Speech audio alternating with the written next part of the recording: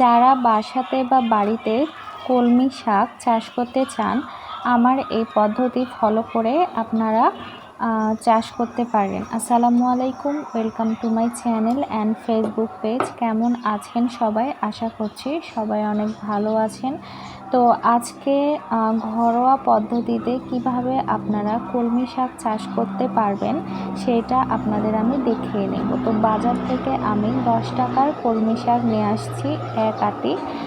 তো এখানে দেখুন আমি পাতাগুলা কেটে নিচ্ছি, কিন্তু পাতার নিচে যেই ডাঁটাগুলা থাকে সেগুলা ডাঁটা কিন্তু আমি কেটে নিচ্ছি না। আর ওপরে যেই ছোট কুশি পাতাগুলা থাকে সেগুলাও আমি কেটে নিচ্ছি না। তা বাদে পাতা এখান থেকে আমি কেটে নিলাম। তো প্রত্যেকটা ডাল থেকে কিন্তু এভাবে আমি পাতাগুলা কেটে নেব, আর ডাঁটা বা বোটা রেখে দেব।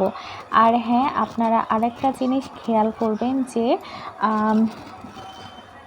শিকড়, ছোট ছোট শিকড় থাকে, তো যেগুলাতে শিকড় আছে আমি শুধু সেগুলাই নেব।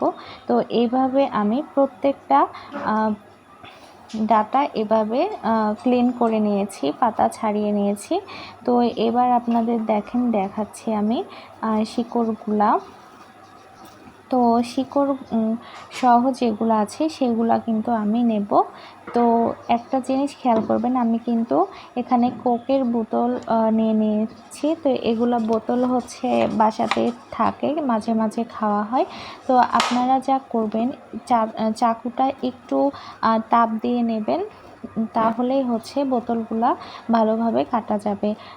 তারপরে আমি দুইটা ভাগ করে নিয়েছি, যেহেতু পাতাগুলা, তো দুইটা ভাগ 2 বোতলে আমি রেখে দেব এবং পানি দিয়ে নেব, পরিমাণ মতো পানি।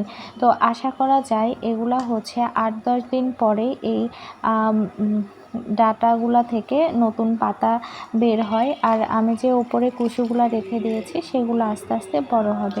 তো দেখুন আমি কিন্তু বোতল ভরে পানি দিচ্ছি। তো এভাবেই বাড়িতে আপনারা কলমি শাক চাষ করতে পারেন, দেখতেই পাচ্ছেন। তো আশা করছি আমার ভিডিওটা আপনাদের ভালো লেগেছে। যদি ভালো লাগে আমার ফেসবুক পেজটা ফলো করে দেবেন, সাবস্ক্রাইব করে দেবেন। আল্লাহ হাফেজ।